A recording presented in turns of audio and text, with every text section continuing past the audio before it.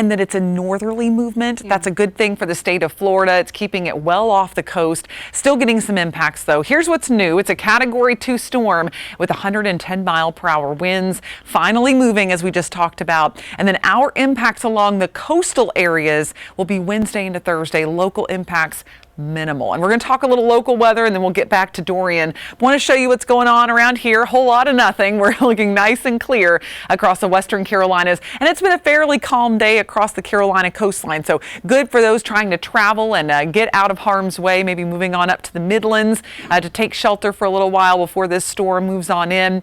It's a hot one out there right now. 92 in Greenville, 90 in Gaffney. At 83 up in Hendersonville and 88 for Asheville.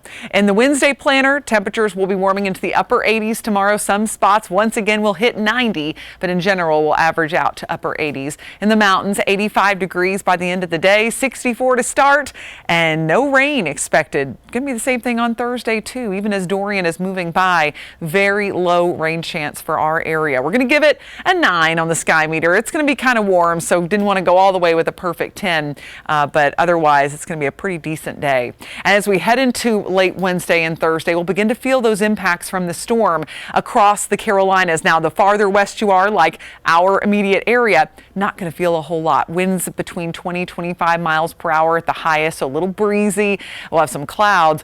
But inland impacts will be possible. Areas like Florence, once again, could see some very heavy rain, strong wind, but then right up along the coast, that's where the highest impacts will be felt.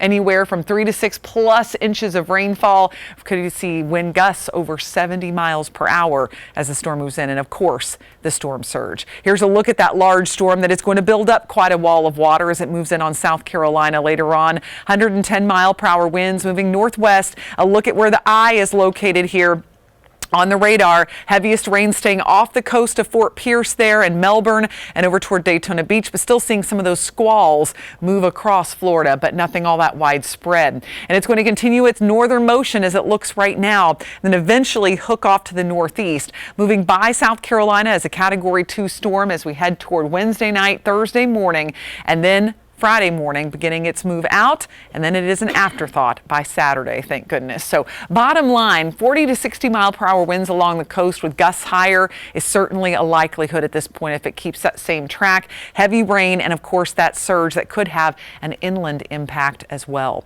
Next 7 days, we're going to see quiet weather around here. Again, main concern is going to be for our friends along the South Carolina, North Carolina coast. Georgia coast doesn't look to be as impacted, but still there will be a rise in water and some rain and wind. Heading into next week, slight chance for rain, but that's our best shot at it. And it's actually with a front that will help to cool things down a little bit. It's going to be hot this weekend as we approach 90 degrees once again Saturday and Sunday, but then we'll see temps start to cool down a bit.